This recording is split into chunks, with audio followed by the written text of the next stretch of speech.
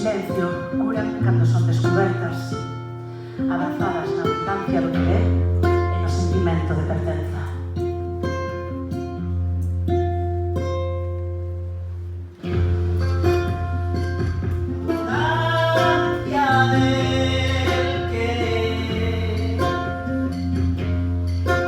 Yo sigo lanzándome los dedos, besando los deseos de luces silvestres leídas siempre de hablar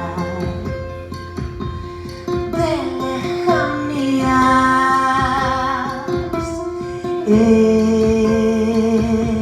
esas.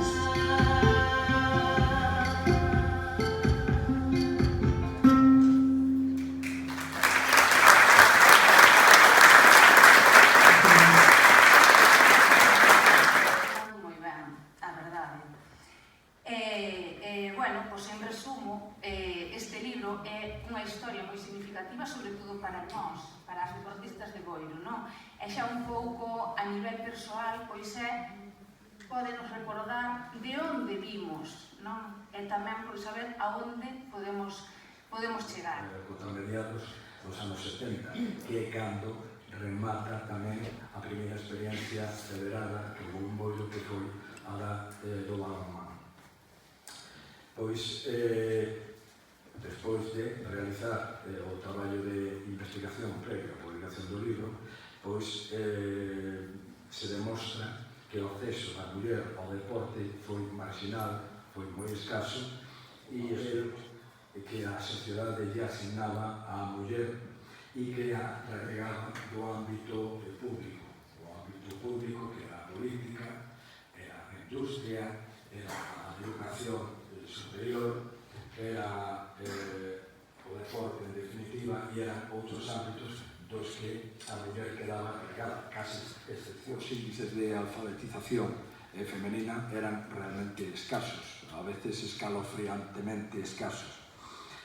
Bueno, pois todo este acceso da muller ao deporte está marcado por ese papel que a sociedade lle asignaba.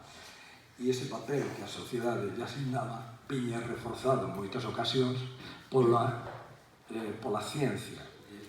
Os que nos dedicamos a traballar a historia chamamos fontes da investigación, que son, neste caso, son 5 ou 4 os principais, unha un pouco secundaria. Este agrupamento a un veciño de Boiro como Antón Rodríguez Gallardo, un historiador, que non é un historiador local, que xa me matizou a mañá, é historiador non local.